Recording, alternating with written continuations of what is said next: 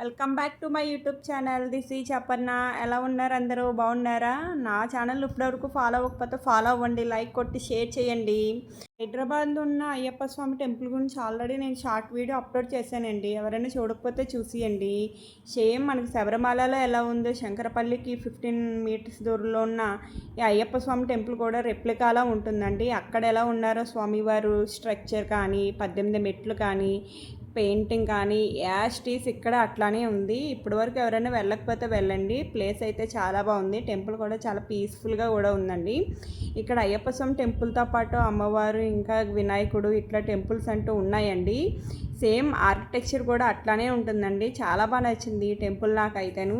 ఇది చాలా బాగుంది ఈ టెంపుల్ అయితేను. ఇక్కడ పూజ కూడా బాగా చేస్తున్నారండి.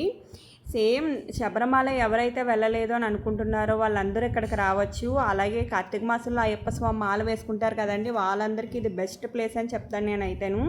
ఆల్రెడీ ఇక్కడ దగ్గరలో ఉన్న వాళ్ళకి చాలామందికి తెలుసు. తెలియని వాళ్ళు ఎవరైనా ఉంటే వెళ్ళి దర్శనం చేసుకోండి. శబరిమలలో లేడీస్కి నాట్ అలౌడ్ అండి. బట్ ఇక్కడ శంకరపల్లిలో ఉన్న అయ్యప్ప స్వామి టెంపుల్లో లేడీస్ కూడా ఎలా ఉంటుందండి. ఇక్కడ చాలా బాగుంది. ఎప్పుడైనా అయ్యప్ప స్వామి టెంపుల్కి వెళ్ళలేము అని అనుకున్న లేడీస్ అందరూ గ్యారెంటీగా ఇక్కడికి వెళ్ళొచ్చు. టెంపుల్ చాలా పీస్ఫుల్గా ఉంది, చాలా బాగుంది. అలాగే ఇక్కడ మధ్యాహ్నం పూట్ల స్వామి వాళ్ళకి అదే కార్తీక మాసంలో భోజనాలు కూడా పెడతారండి. ఎర్లీగా వెళ్తే ప్రసాదం కూడా ఉంటుంది. ఇక్కడ 18 మెట్లు కూడా సేమ్ బంగారంతో చేసినట్టుగానే ఉంటాయండి. చాలా బాగుంది.